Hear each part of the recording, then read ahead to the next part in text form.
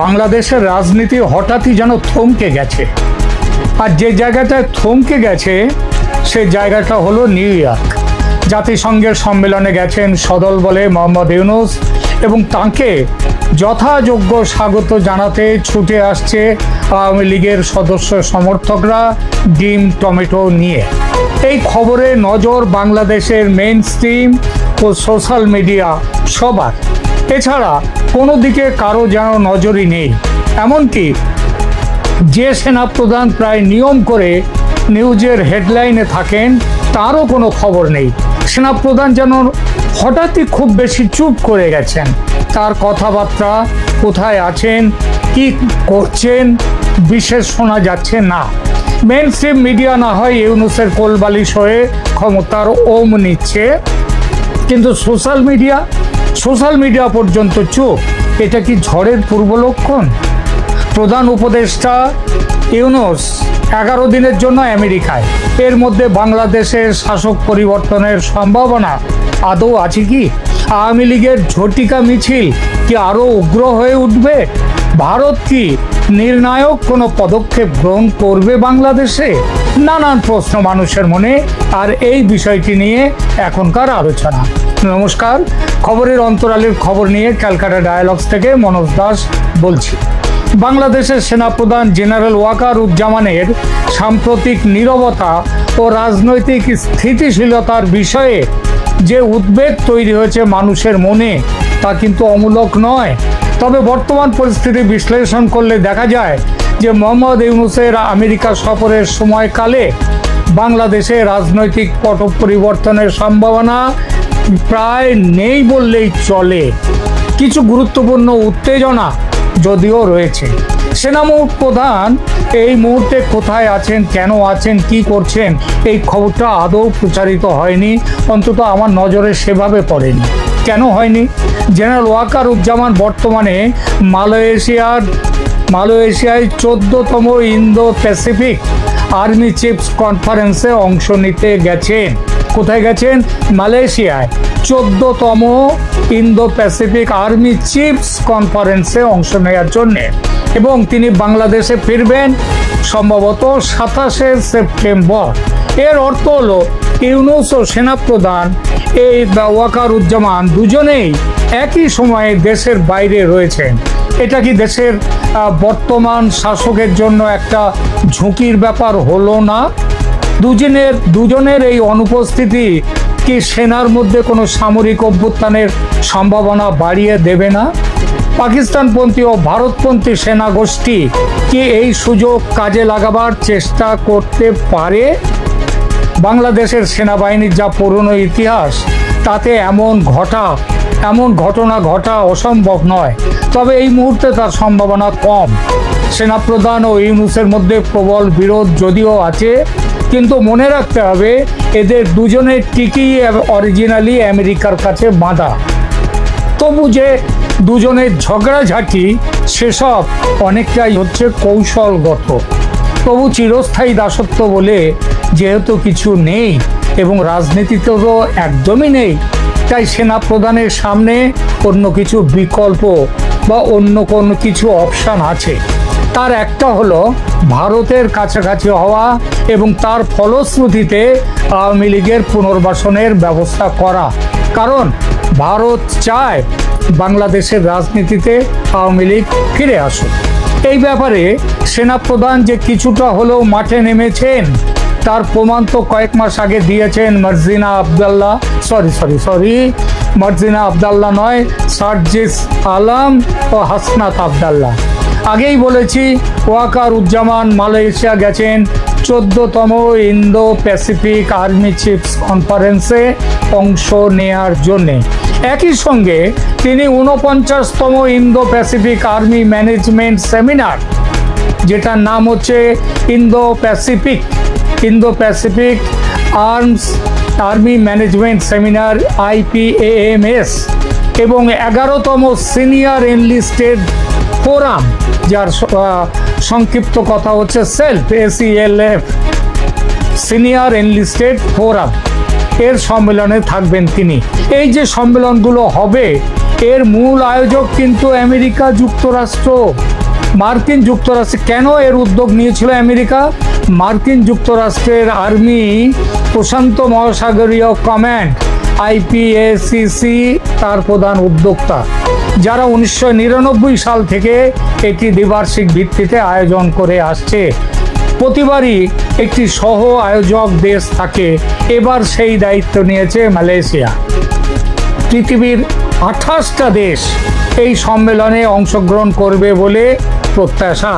যদিও সকল অংশগ্রহণকারী দেশের সম্পূর্ণ তালিকা এখনো পাওয়া যায়নি, তবে পূর্ববর্তী সম্মেলনগুলো সেখানে যারা অংশ নিয়েছে তাদের ভিত্তিতে এবারও কারা অংশ নেবে সেগুলো বলা যায়। নিশ্চিত অংশগ্রহণকারী দেশ হিসেবে থাকছে বাংলাদেশ, আর মার্কিন যুক্তরাষ্ট্র তো এর আয়োজক, মালয়েশিয়া সহ আয়োজক, Bharat, Nepal, Australia, New Zealand, Fiji, Japan, দক্ষিণ Korea, Philippines, Thailand, Singapore, Indonesia, Vietnam, Sri Lanka, মালদ্বীপ, ব্রুনাই, ফ্রান্স, যুক্তরাজ্য প্রশান্ত মহাসাগরীয় অঞ্চলে উপস্থিতির কারণে, এছাড়া কানাডা। এই সম্মেলনের অপ্রকাশিত কিন্তু সবচেয়ে গুরুত্বপূর্ণ যে উদ্দেশ্য, এটা স্পষ্ট করে বলা নেই, কিন্তু এটাই হচ্ছে আসল উদ্দেশ্য।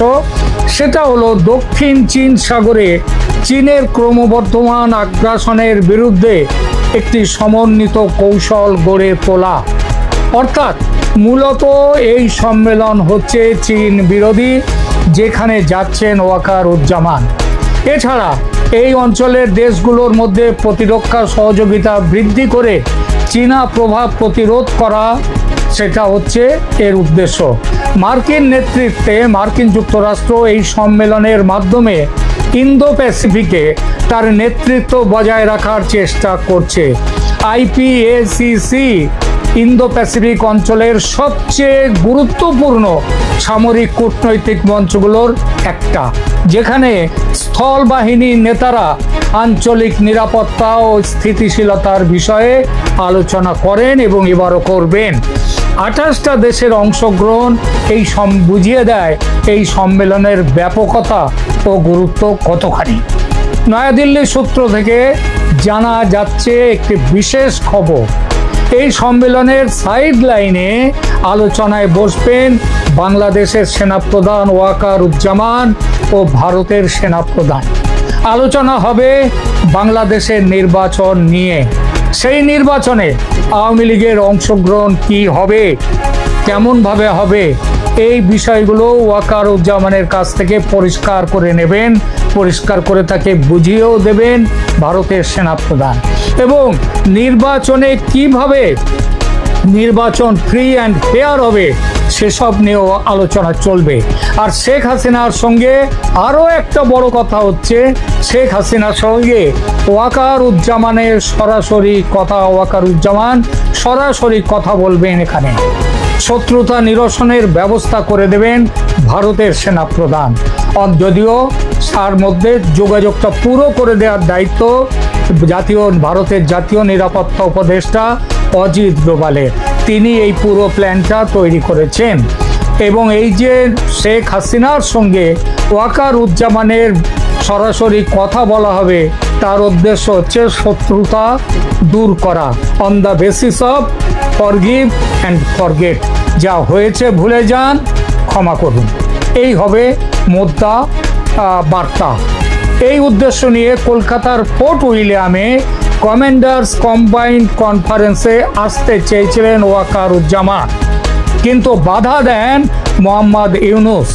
এবার সেই উদ্দেশ্য পূরণ হবে, বাংলা সেনা প্রধানের শেখ হাসিনার সঙ্গেও কথা বলবেন এবং ওই কমান্ডার্স কম্বাইন্ড কনফারেন্সে যে কথা হওয়ার কথা ছিল, যে কথাগুলো তার বলার ছিল, সেগুলো এবারে তিনি বলবেন।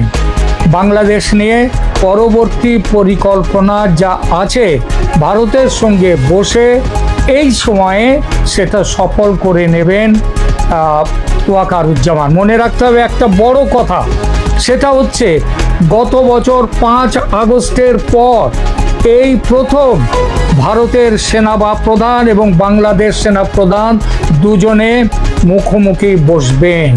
এই প্রথম। এর কারণ হচ্ছে, দেখুন, এটাতে দু দেশের ওয়াকারুজ্জামান তিনি নিজেও এখানে বসতে চাইছেন, কারণ তিনিও চান না যে বাংলাদেশে কোনো যুদ্ধ বিগ্রহ হোক, তাতে তো মানুষের প্রাণ চলে যাবে। তার থেকেও বড় কথা হচ্ছে ভয়ঙ্কর ক্ষতি হবে, ক্ষতি দুই দেশেরই হবে কম বেশি। ভারত কোনোভাবেই বাংলাদেশের সামরিক হস্তক্ষেপ করতে চায় না এই মুহূর্তে। তবে এটাও চায় ভারত যে বাংলাদেশের জনগণের ভোটে নির্বাচিত সরকার ক্ষমতায় আসুক, ক্ষমতা গ্রহণ করুক। যদি আওয়ামী লীগ আসে তো ভারতের খুবই ভালো, যদি আওয়ামী লীগ নাও আসে, মানুষ যদি অন্য কাউকে চান তারা আসবেন, তাদের সাথে ভারত সম্পর্ক তৈরি করবে। কিন্তু সব থেকে বড় কথা হচ্ছে এই যে নির্বাচন, সেই নির্বাচনকে স্বচ্ছ এবং শান্তিপূর্ণ হতে হবে। এবং ভারতীয় গোয়েন্দাদের খবর যদিও যে স্বচ্ছ নির্বাচন হলে শেখ হাসিনার ক্ষমতায় প্রত্যাবর্তন বিপুলভাবে সুনিশ্চিত। ভারত তাই খামোকা সামরিক অভিযানে নেমে পরিস্থিতিকে আরো জটিল করতে চায় না এবং বিশ্বের নিজের ভারতের যে একটি ছবি আছে শান্তির দেশ হিসেবে, সেই ছবিতে কালি পড়ুক এটাও চায় না। ভারতের স্ট্র্যাটেজি তাই যতভাবে চাপ দিয়ে সম্ভব একটা স্বচ্ছ অন্তর্ভুক্তিমূলক নির্বাচনের ব্যবস্থা করা। এই ব্যাপারে বিশ্বের অন্যান্য দেশও আওয়ামী লীগকে নির্বাচনে যাতে আওয়ামী লীগ সুযোগ পায় এবং স্বচ্ছ এবং সুস্থ নির্বাচন যাতে সুষ্ঠু নির্বাচন, তার পক্ষে সমস্ত পশ্চিমা বিশ্ব আজ এক এক করে এসে দাঁড়াচ্ছে। এবং ভারত এই ব্যাপারে সমস্ত পৃথিবীর সাথে যোগাযোগ যে আন্তর্জাতিক কূটনীতি সেটা তৈরি করে চলছে। এই পুরো ছবিটা পরিষ্কার হবে অক্টোবরে কেয়ারটেকার সরকার গঠনের বিষয়ে সুপ্রিম কোর্টের রায় ঘোষণার পর। আমেরিকার চাপে এই ঘোষণা, সুপ্রিম কোর্ট তার যে রায় ঘোষণা করতে দেরি করছে, একের পর একবার এই শুনানি স্থগিত হচ্ছে, কিন্তু এবার আর হবে না। কেয়ারটেকার সরকার, এবারের রায়ে কেয়ারটেকার সরকার আসবে, আর কেয়ারটেকার সরকার গঠিত হওয়ার পরে তবেই নির্বাচন কমিশন ঘোষণা দেবে নির্বাচনের দিনক্ষণের, কোন কোন দল নির্বাচনে থাকবে না থাকবে। ততদিন দেশের মধ্যে আওয়ামী লীগ মিছিলের বন্যা বইয়ে দেবে এবং সেই মিছিলকে রুখবার জন্য সেনা এবং পুলিশ পুরোপুরি নির্বিকার থাকবে এবং এই পুরো প্ল্যান নিয়ে এগিয়ে চলেছে ভারত। মালয়েশিয়াতে এই প্ল্যান সফল করতে ভারত বাংলাদেশ দুই দেশের সেনা প্রধান আলোচনায় বসছেন। আবার বলছি, 2024-এর গত বছরের আগস্টের পর এই প্রথম দুই দেশের সেনা প্রধান মুখোমুখি আলোচনায় বসছেন মূল সম্মেলনের সাইডলাইন।